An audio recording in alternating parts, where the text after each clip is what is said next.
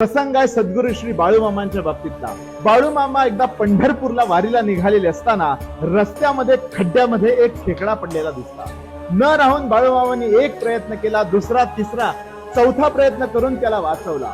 एक, पहिल्यांदा, दुसऱ्यांदा, तिसऱ्यांदा तो खेकडा मामांना चावत होता हे पाहून शेजारी उभ्या असलेल्या मामांच्या एका भक्तानं महाराजांना विचारलं की मामा, तुम्ही 3दा प्रयत्न केले, 4 प्रयत्न केले, तो चावत होता, तुम्ही वाचवत होता, हे कशासाठी?